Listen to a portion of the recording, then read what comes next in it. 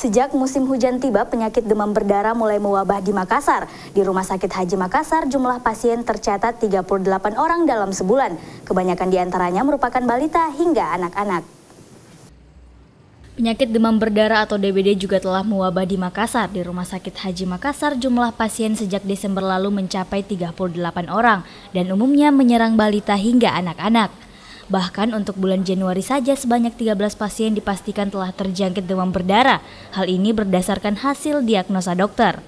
Seperti halnya Nawia, orang tua ini mengaku anaknya mengalami demam tinggi hingga terpaksa ia melarikannya ke rumah sakit untuk mendapatkan perawatan dan baru mengetahui setelah dokter mendiagnosanya sebagai penderita DBD. DBD. Tahu sudah berapa lama Bu dirawat di sini? Baru kemarin.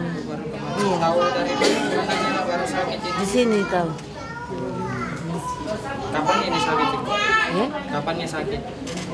Baru kemarin masuk malamnya sakit. Gejalanya apa?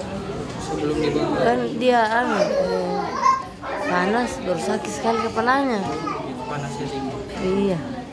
Selain demam berdarah, beberapa penyakit lainnya juga mewabah seperti diare dan infeksi saluran pernapasan atau ISPA.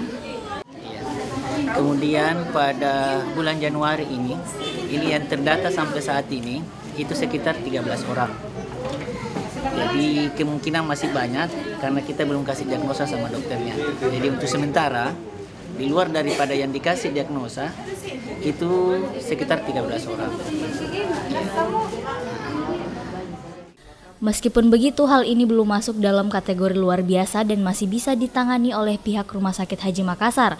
Untuk mencegah berbagai penyakit yang mewabah di musim penghujan ini, warga diharapkan menjaga pola hidup sehat dengan memperhatikan kebersihan lingkungan dan makanan.